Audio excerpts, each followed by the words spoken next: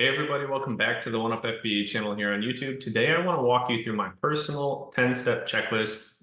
These are 10 to 12 things I look at on every single product I buy within my wholesale business. If you follow along step by step, you're going to start making a lot better purchasing decisions because there's a lot of factors we have to consider on Amazon products. So here's the checklist I put together. These are basically product qualifications. So when you're buying product for your wholesale business, these are all things I like to have either myself or a virtual assistant review on every single item that we are purchasing. All of these factors are super important. Like who is on the buy box? Is it a variation listing? Is it generic or a private bundle? And we'll get into that here soon. We have to make sure that the buy box holder or the sellers on the listing are not the brand themselves. Keepa is extremely important. We need to be checking for IP indications, check the offer tab, the buy box rotation percentage. Is Amazon on the listing? And if they are, here's some secondary questions that we need to answer and some competitive mentions we'll get into soon. So let's pull up some product examples and I'll walk you guys step by step through this process. So in this first example, we're looking at an Arm & Hammer stain cleaner. This is a pet product, 32-ounce bottle. And just to make sure, one of the first things I like to do is just make sure there's no issues with the listing, how many pieces we're actually selling on the listing. So it does say 32-ounce bottle, but I noticed there are a couple variations, so we just want to make sure. So it is 32 ounces, the 2-pound variant, and it's pack of 1. And the listing is actually made as a package quantity 1. The product weight is 2 pounds. So everything checks out here. So we don't have to worry about this actually being a 2-pack. We know this listing is correct. So what I'm walking you through is where I look right away, because the more products you go through, you're going to want to start to speed up your product research and it will get faster over time. So the first thing we want to look at is who is on the buy box and what does that tell us? So we see there are 4 new offers, other sellers. The buy box is shipped from Amazon, sold by random third-party company. I don't suspect this to be the brand, but we can double check. Now, a pretty typical indication that this is not the brand is this is the standard statement that is automatically put on every seller's account. So they really don't even have that great of a positive rating. This is just a random third-party seller. So let's go back to the listing. So the next thing I look at is if the product is a variation. Is it on a variation listing? And something to keep in mind up here is the Jungle Scout Chrome extension. Shows you monthly revenue, monthly units sold, daily units sold. Now, so this is accurate for the parent listing plus the child variations. So these two cumulatively, this entire listing is generating about 1.7 thousand per month in sales. So just keep in mind, if you are using sales estimator tools and there is a variation listing, we want to then dig into statements like this that Amazon provides, which is really helpful for us. You can also utilize the Keepa variation tool and scroll over to ratings history and see within a certain time frame how many new reviews are coming on the listing, because reviews are from customers who have purchased the product, so you can compare which one is actually gaining more reviews within a said time frame. So far so good. We've confirmed the product has volume. It's sold by a third-party seller that is not the brand. Amazon's saying this product is selling over 50 times per month. We check the variation tab, we can see there are new reviews coming onto this listing. And we also verified that this is a single pack, so everything's good to go here. Now, let's say we had a $5 buy cost for this product, wholesale. If you do not have any prep or logistics costs plugged into your calculators like SellerAmp, AZ Insight, RevSeller, just keep in mind this is gross. So of the $4.15 profit, gross profit, we would have to subtract how much money you pay for prep, how much money per unit it is for your logistics to ship it from your supplier to a prep center and then prep center into Amazon. Now, depending on if you're doing prep at home or you're utilizing a prep center or how far the prep center is away, there's a lot of factors here. So I'm just going to leave this how it is, and maybe we can talk about logistics in another video. So far we've confirmed that number 1 is good. Looks like the buy box is just a third-party seller. It is a variation listing. However, there is volume that we can capitalize on. And is it generic or a private bundle? We noticed it is not a generic listing. It is branded to the Arm & Hammer brand. And we can see that right here. We don't want to be selling products where it says visit the generic or it says generic on the listing. So if we were to click into this link here, it'll take us to the actual Arm & Hammer storefront. We also just confirmed that the buy box holder is not the brand. Number 5, let's dig into Keepa on this product and see if there's any IP indications and what Keepa is telling us. Now, there's a specific reason I chose this product, because I know a lot of people do product research on the 3-month chart or the 1 month or the 1 week.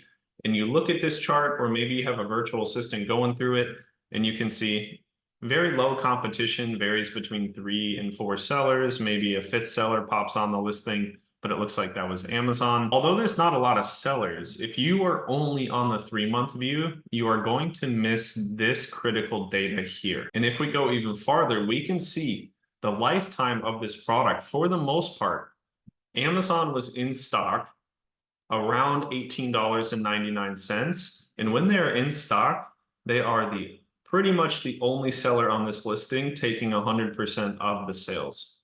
We can see no matter where we put our cursor here, the pink box says buy box is Amazon. Now, what do we see happen back in January? So in January, it looks like Amazon sold out, or they fell off the listing. Maybe they're not carrying this product anymore.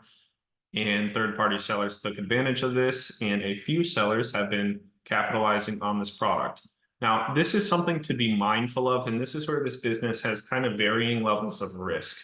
If you are a brand new seller, I wouldn't necessarily recommend jumping on this listing with a lot of quantity, expecting Amazon to never come back in stock, because we can see they do pop on occasionally, for a few days here, a few days here. So there is no guarantee that if you buy this product from a wholesale supplier and you send it to Amazon, that at any given time, Amazon can come back in and start taking 100% of the sales. So by using historical Keepa data, we can see how, if Amazon was on the listing, if they come back on, how do they typically behave when they do? That's the most important part, and that's a huge reason we use Keepa to do analysis and see what happens when Amazon is on the listing. And when they do, are they sharing sales? Are they not sharing sales? And in this example, not at all. But with that being said, looking at the chart, there's really no indication of IP complaints. Amazon just fell off the listing, and it's pretty much 3 or 4 active third-party sellers that are on the product. Number 6, we want to check the Keepa offer tab to validate the sell-through of the product. The great thing about Keepa is, for individuals that do not have a max order limit set, it basically shows us their stock chart and how their stock levels vary. So we can use that as long as they are a prime seller, right? Not FBM, but prime. So the product is in the possession of Amazon. We can validate that the product is actually selling by using the offer tab of other sellers. So we will scroll down and click on data, and then we're going to go on to offers. And let's pick the past 30 days to start with. So in the past 30 days, Keepa is showing about 73 units sold from this seller, and they are a prime offer. So we want to always select prime sellers. And this is what I'm talking about by, it's a good way to validate that the stock levels are varying. This seller is definitely selling some product. If we zoom in, we can see from February 13th, they had 138 in stock, and down in March 23rd, they have 50 in stock. So you can look at the date range and how many were sold through a certain period on these little charts here. You can also click and drag to zoom in. So they restocked all the way up to April 7th to 272 units, and they're continuing to consistently sell this product. So you could actually project from April 6th to April 23rd, let's just say April 26th, so about 20 days, they have sold through another 40 to 45 units of this product. So we have validated that there is good sell-through of this product. A third-party seller is definitely moving product, and we can validate that from the offer tab. Number 7 is check the Keepa buy box rotation. Now, this listing doesn't have a ton of active sellers, so I have other examples to show you here soon that we're going to go through much faster than this one. But let's pull up the buy box rotation percentage for 30, 60, 90 days and just see what's going on. So similar to the offer tab, we're going into data, but this time we're going to click buy box statistics. And let's select range in days, 30. So in 30 days, the only person getting sales is this third-party seller. In the past 90 days, we see about 15% of the buy box rotation was going to, yet again, another third-party seller. And we know, based on the Keepa graph, if we start digging into 180 or 360 days, That's where Amazon was like 100% dominant all the time on this item. They're just currently sold out, or they're not currently stocking this product. So truly, this makes sense. It just seems like a product that has very minimal competition. So really, there's only one direction for the sales to go, and that's the one person fulfilling this product prime. Now, some things you would look out for is, let's say this item had 10 third-party sellers rotating on the buy box, but 2 sellers are getting 42% and then 35%. That would indicate a very large portion of the monthly sales are going to 1 or 2 sellers, which I consider like dominant sellers on the listing. Maybe they've been selling the product for multiple years. Maybe they hardly ever stock out of the product. It's going to be a little harder to compete with people that have those very solidified buy box percentages. Number 8 is Amazon on the listing. They're not currently, but they were, so that's something to keep in mind as well. And then if they are on the listing, and we kind of already broke this down, but is Amazon a dominant seller? On this example, yes. If they come back on the listing, Keepa historical data shows us that they are very dominant. Now, is the product on a price spike or price decline?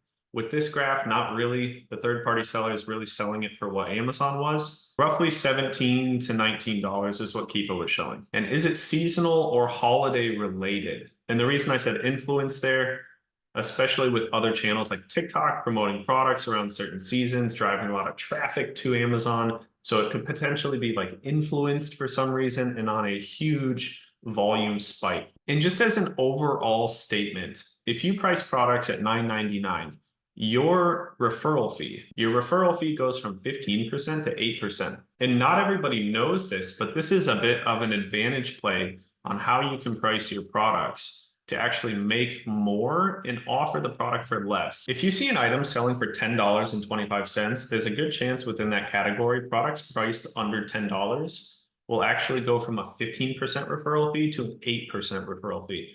So you will actually make more by bringing the product down 10 cents or 15 cents to the $10 or less price point.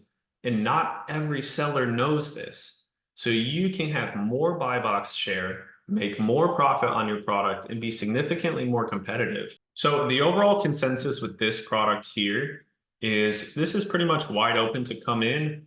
Now, because there's not a whole lot of sellers on this, and we can validate that the product is moving. Like, let's see, the seller is selling about 73 of these per month. This is a type of item that would make sense to send in anywhere from 24 to about 50 units, right? That would give us anywhere from 2 to 6 weeks of stock, depending on how the buy box shares with this seller. And the final mention here is one thing we do have to keep in mind. Amazon can come back on this listing and just completely dominate at any point in time. So we do have that factor there. So on an item like this, personally, I would sell on this listing while we can. It just would not be an item that I would continue to increase and increase and increase my quantities with my supplier.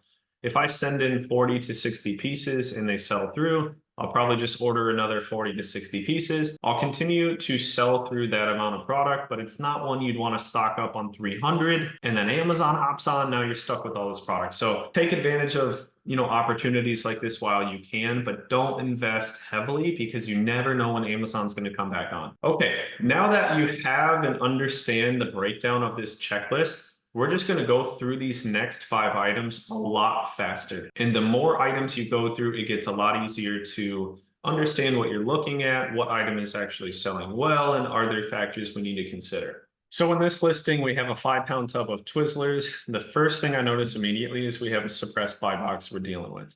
Now, a suppressed buy box can happen because the current offers and what people are selling the product for is significantly higher than other platforms like Costco, Sam's Club, Target, Walmart.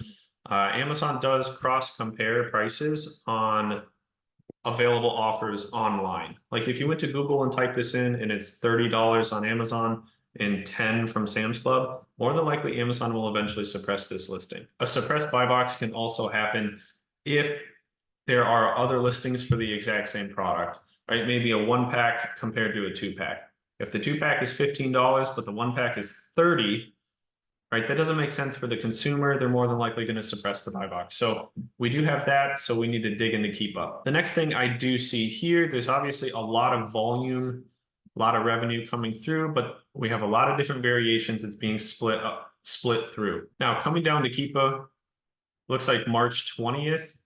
So Amazon, this is kind of like the last Arm & Hammer item where Amazon has pretty much, for the most part, dominated this product. So by going down to Keepa here, let's just zoom in from, let's say, January until now.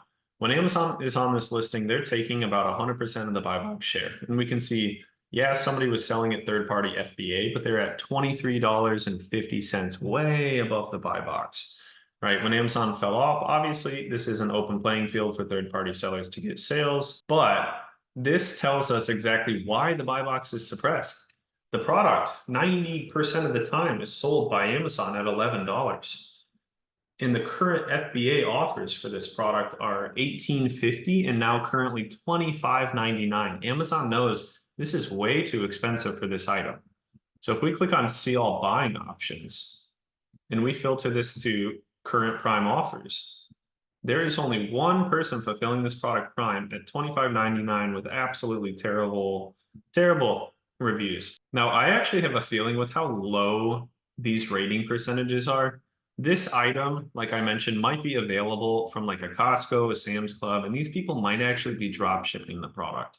Now, unfortunately, this is not uncommon. You know, if Amazon sells out of a product and the price triples and the buy box gets suppressed, some people will try to collect the sale at like $30 and ship it from, you know, a different online retailer directly to the customer.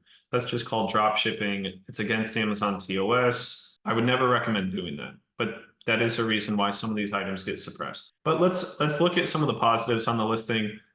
Visit the Twizzlers store, so it's not a generic listing. There are a lot of variations. Now we can come down here. Let's go into data and offers and just see, are there any sellers that are currently selling this product, even though it's significantly higher. Now, this seller here, $17.65. Notice there's no Prime icon right here. It does appear that they are moving quite a few units, you know, from April 27th to April 30th. In about a week, they moved roughly 90 to 100 of these. However, the reason I don't like to use that as like rock solid data is because if they're not fulfilling it by Prime, we don't know if they have integrated their online sales to, you know, Walmart plus eBay plus Amazon. There's tools and software out there where you can have one source of inventory, like at your house or warehouse, and all your listings are managed across all three in terms of your stock levels. So Keepa is just going to feed data from those softwares, and we don't necessarily know if all 70 of these were sold on Amazon or if it's just pulling their inventory stock levels from a tool. So they might have sold 15 of these on Walmart and 5 over the weekend on eBay and maybe 6 here on Amazon. So if you're going to use these stock level charts on the offer tab, just make sure you do click the Prime offer so we can know 100% the item is in Amazon's possession. Another way to view the offer data is actually just clicking on the triangles, clicking on the offers here, and you can zoom into the chart. So this was a Prime fulfilled. On the left side is your pricing information. They were at $18.50. So they checked in April 24th, and within like 2 weeks, they sold through some of these. So they had about 7 in stock. We can see these are selling at $18.50. However, quite honestly, this is not a product I would want to try and compete on. If Amazon did not stock out 6 months ago, they stocked out on March 19th. So this is like within a month and a half. If they come back on this listing, they are going to absolutely dominate and price this product, you know, back at $11. So I personally would not carry this item. And more than likely, we could not compete with that price point. All right, so in this item here, we're looking at a 3-pack. So a total of 48 ounces of this Argo cornstarch. So this is a bundle of 3 of these. Jungle Scout's showing about 900 sales a month, 13,400 in top line sales. Amazon is also validating that the product is sold 800 plus times per month right here. Current buy box price $14.89. What do we notice on the buy box? It is shipped and sold by a third-party seller. This is an FBM offer. Another thing I notice is the brand is not correct. It is Argo. It is not Sun Deer. Now, when the brand is not correct on the listing, it's definitely something we need to be mindful of. But the first thing I like to look at is, does the listing have longevity? That's the most important thing. So this listing has been listed under that brand for 1,337 days. Doesn't look like the listing ever got shut down. People are actively selling it. And I guess a good reference point is just seeing if there's any other very large sellers when we look at the offer tab. Are the big guys, big sellers doing, 50, 60, 70 million a year, are they comfortable selling this product? So if we look at the ratings of some of these other JF distributions, 117,000 reviews, and they're selling on this listing. 132,000 reviews, they're selling on this listing. Now, I'm not saying that necessarily means it's always correct, but it's a good indication that it's probably been fine for them, and the listing more than likely is not going anywhere. But always be mindful, just do not sell on listings that are generic. So although the buy box is currently a third-party FBM seller, let's go to Prime and scroll back over here. We see there are a ton of people fulfilling this Prime, this JF distributors, they're stocking hundreds of units, and we can see this is actually a really great sell through. So it is Prime, it's in Amazon's possession, and we can easily track how many units they're selling. April 14th to, let's go to, it's almost May 14th. So they have sold, Keepa shows us 311 roughly in the past 30 days. And the next thing I like to look at is buy box statistics percentage. Now, I believe there's a little bit of a glitch with this specific Keepa graph. So this seller is obviously actively keeping this product in stock, but for whatever reason on buy box statistics, I don't even see the seller in the 90-day or 30-day. So just pay attention to these things. That Prime seller is 100% getting sales. It is fulfilled by Prime, but for some reason, Keepa is not picking up their storefront. So this percentage, I personally believe is skewed because for whatever reason, it's not showing JF distribution on the Keepa graph. If I was buying this product, I would go off this Prime seller's data as a reference point. So a little interesting scenario on Keepa, for whatever reason, it's not tracking this seller on the statistics page. They finally do pull up on the 180-day chart, but they're actively on the listing and it's not populating on 30-day for some reason. So definitely this product has volume. It's a listing I would sell on. If we can get this at the right price, I absolutely would, but something to be mindful of is the product weight, right? It's like a medium-sized product, and the product weight is going to be 3.5 pounds per bundle. And this item is going to require significant prep, polybagging 3 1-pound containers into a polybag. So nothing wrong with this listing. Inherently, it looks like Prime sellers and FBM sellers are moving through quite a lot of units. This one I'm going to go through a lot quicker. So go down. There's no variations on this listing. It's a Lego product, Lego Star Wars. Who's on the buy box though? Shipped and sold by Amazon. Order limit 20. You scroll down. There's a few other sellers on the listing. Now, this is a newer listing on Amazon. You can see the lifetime is actually 47 days. And Amazon is pretty much all over the buy box on this item. So if we go into data buy box statistics, Amazon's taking 100% of the sales. This is not a product I would try to compete with Amazon on. They're taking all of the sales on this product. Now, here's a good example. There are no variations on this listing, but something that stands out right away. These symbols, very common in private label, putting like emojis. And if we scroll up, what is the brand? Okay, so the brand is linked to the Plus Gutter store. We see Plus Gutter is the first word in the listing. Now, I'm not familiar with what Plus Gutter is, and we notice who's the seller, Plus Gutter. So this to me is a tall tale sign that this is a private label product. And when we go into the buy box statistics again, 30-day, 100% buy box rotation run by the brand themselves. 90 days, same thing. 180 days, same thing. 365, same thing. Even if your supplier, for whatever reason, was working with this, this small brand, if they carry the product in their catalog, do not buy these listings, right? You're competing with the brand. There's all the evidence in the world to not sell this product. And even if you got on this listing somehow trying to capitalize on some sales, they're more than likely going to file an IP complaint against you because you're not an authorized seller of the brand. So here we have this 3.5 ounce tin of a certain brand of tea. No variations on the listing. You can see this is just a single SKU listing. Buy box is Amazon though, so we always want to look at the percentages. Are they sharing? Are they not sharing? 648 units sold per month, and Amazon also validates that down here, 600 plus sold, selling for about 1087. So let's take a look at this. We go down here. The bluish purple line down here shows you the number of sellers. So it goes from 2 to 1 to 2 to 1 to 2 to 1 to 2 to 1. So for the most part, looking at the graph here, who's the main seller? Amazon. Go to data, buy box statistics. And similar to that private label one we just looked at, now it's Amazon. 30-day, 100% Amazon, 90-day, 180-day, 360. Okay, 100% Amazon in stock. I would not buy this from a wholesale supplier and try to compete on this listing. And the last thing we want to look at is seasonal product. This is an extreme example, this snowball maker. We see Snow Toys.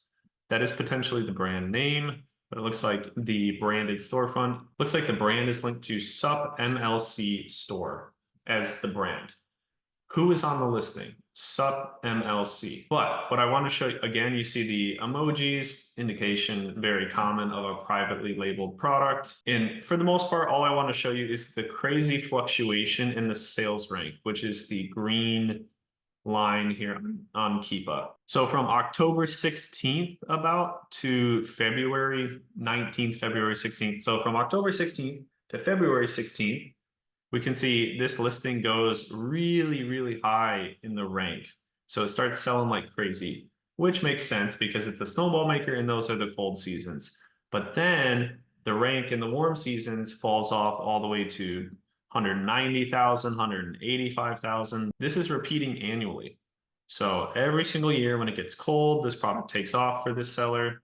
And it happens again and it happens again. But the most important thing is sometimes like larger private label brands will sell to distributors, right? To move more product into potentially some of their retail customer stores. And when we open these wholesale accounts, you might come across items that do match up with a product on Amazon, but we have to be sure it's not a private label listing. The easiest way to see is checking things like, is it sold by the brand themselves? And this one is. But in this example, this is a seasonal product.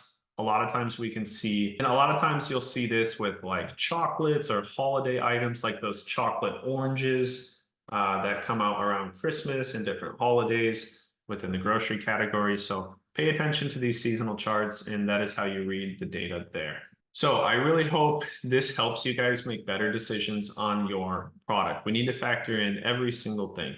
So the best one we saw there that was really rotating and wide open, Amazon wasn't on the buy box, was the Argo cornstarch listing.